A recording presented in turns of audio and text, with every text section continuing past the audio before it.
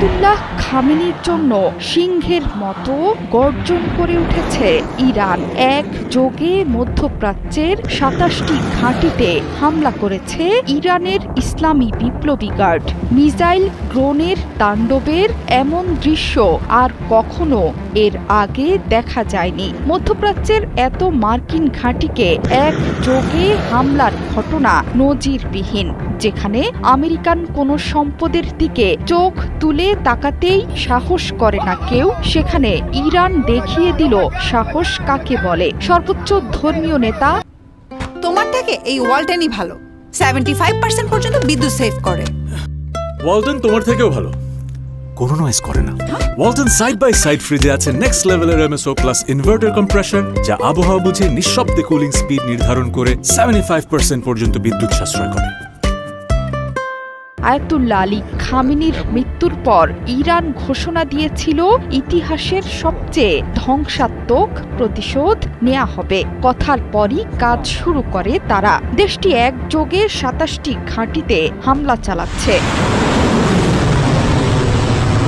ইরানের ঘোষণার পর সংযুক্ত আরব আমিরাত এবং কাতার থেকে আসতে শুরু করে বিস্ফোরণের শব্দ। ষষ্ঠ দফায় মধ্যপ্রাচ্য জুড়ে হামলা চালাচ্ছে তেহরান। এর মধ্যে সংযুক্ত আরব আমিরাতেই ১৩৭টি ব্যালিস্টিক মিসাইল ছুড়েছে তেহরান। এছাড়া ২ শতাধিক ড্রোনের বিশাল বহর তো আছেই। আবুধাবি বিমানবন্দরে নিহত হয়েছেন একজন। কাতারে ছোড়া হয়েছে ৬৫ মিসাইল আর ১২টি ড্রোন। ইরানি মিসাইলের আঘাতে জ্বলছে দুবাইয়ের জেবেল আলী বন্দর। রাতভর হামলায় দুবাই আন্তর্জাতিক বিমানবন্দর এবং বুর্জ আল আরব হোটেল পুরো ধ্বংসস্তূপে পরিণত হয়েছে। বিমানবন্দরে ইরান একযোগে আবুধাবি, দুবাই এবং দোহাতে হামলা চালিয়েছে। শনিবারই মধ্যপ্রাচ্য জুড়ে বিমান সেবা স্থগিত করেছে কর্তৃপক্ষ। সেখানে মারা গেছেন একজন। বাহরাইনের মানামায় দেখা গেছে বড় ধোঁয়ার কুণ্ডলী। আল জাজিরার প্রতিবেদনে বলা হয়েছে, কাতারের দোহায় রোববার নতুন করে ১১ দফা বিস্ফোরণ হয়েছে। এছাড়া এদিন ইসরায়েলের বিভিন্ন স্থানে একাধিক বিমান হামলার আশঙ্কায় সতর্ক সংকেত পাওয়া গেছে। নাগরিকদের আসন্ন হামলা নিয়ে সতর্ক করতে এসব সংকেত বাজানো হচ্ছে। গণমাধ্যমে প্রকাশিত ভিডিওতে দেখা যাচ্ছে, কাতারের দোহা এবং সংযুক্ত আরব আমিরাতেই সবচেয়ে বেশি ধ্বংসযজ্ঞ চালাচ্ছে তেহরান। কুয়েত থেকেও পাওয়া গেছে বিস্ফোরণের শব্দ। কুয়েত সিটিতে আমেরিকার বিমান ঘাঁটি আছে, সেখানেও মিসাইল হামলা চালিয়েছে তেহরান।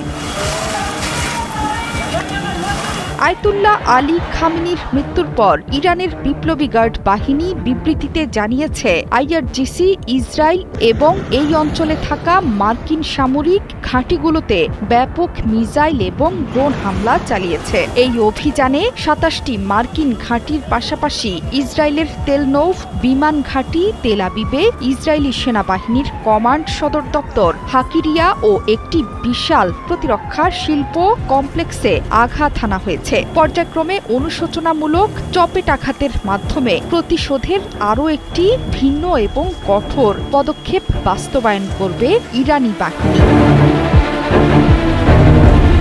জোহরা চৌধুরী, সেতু, ৭১।